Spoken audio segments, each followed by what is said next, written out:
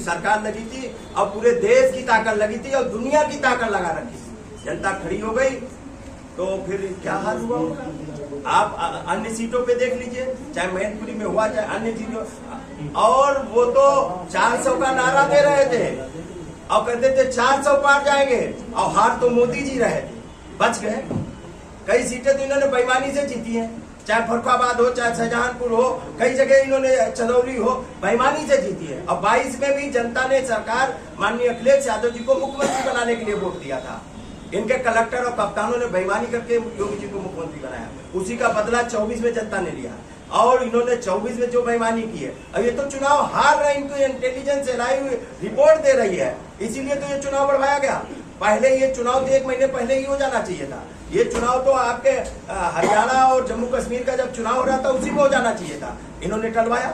इनके पक्ष में माहौल नहीं था। फिर इन्होंने चुनाव घोषित हुआ तो उसमें अयोध्या की सीट षड्यंत्र करके रोकवा दी, क्यों अयोध्या क्यों हार रहे थे।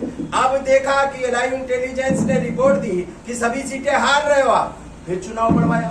तो जितना बढ़वाएंगे उतना ही वोट हमारा बढ़ता जाएगा, माननीय अखिलेश यादव जी का कारनामा बढ़ता जाएगा। इसलिए आप देख लेना, ये हार हताशा है। जितना चुनाव का टाइम बढ़ा है, ये 13 से 20 किया है, अब आप देख लेना हमारा वोट भी बढ़ रहा है।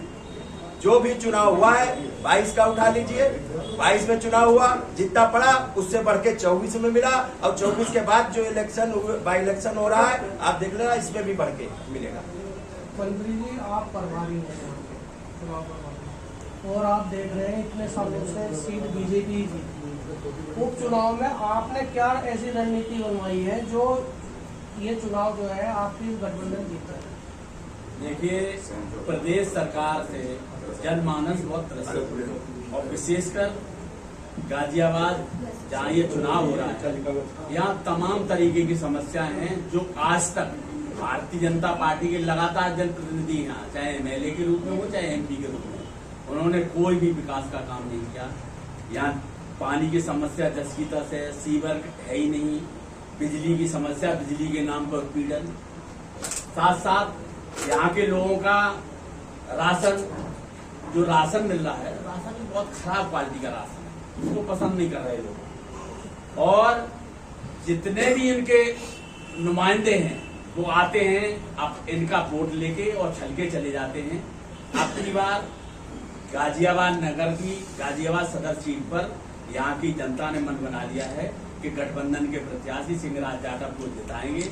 न पानी की समस्या रहेगी, न सीवर की समस्या रहेगी, बिजली मिलेगी, लोग अमन चैन से रहेंगे, सारे काम फलीभूत होंगे। अच्छा, गठबंधन है जैसे आपका, तो कोई कांग्रेस का पदाधिकारी?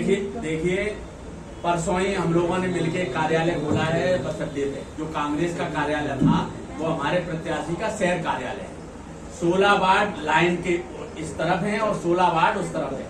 तो 16 वार्ड चूंकि लोगों के आवागमन में दिक्कत हो रही थी, इसलिए कुछ उधर 16 वार्डों का संचालन उधर से हो रहा है और 16 वार्डों का संचालन इधर से हो रहा है। दोनों कार्यालयों पर लोग बैठे हैं, सारी व्यवस्था है, कुछ जो कमी रहती है आदान प्रदान करके सब सामाजिक तरीके से चल रहा है।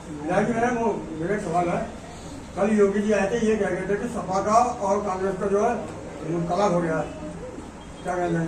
देखिए, कल योगी जी आए थे, जैसा मुझे सुनने को मिला है, उन्होंने क्या काम किया पता आपको?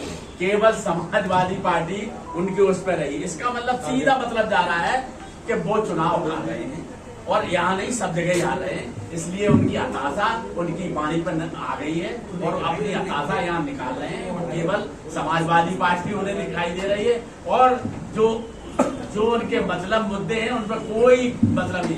गाजियाबाद के विकास पे एक लाइन नहीं बोले होंगे, केवल समाजवादी पार्टी और समाजवादी पार्टी के कैंडिडेट और समाजवादी पार्टी के लोग, क्योंकि उन्हें पता है कि अब की बार गाजियाबाद में मन बना लिया है एक इतिहास यहाँ के तिलस्म तोड़ देगा और अब की बार यहाँ तिलस्म टूटेगा।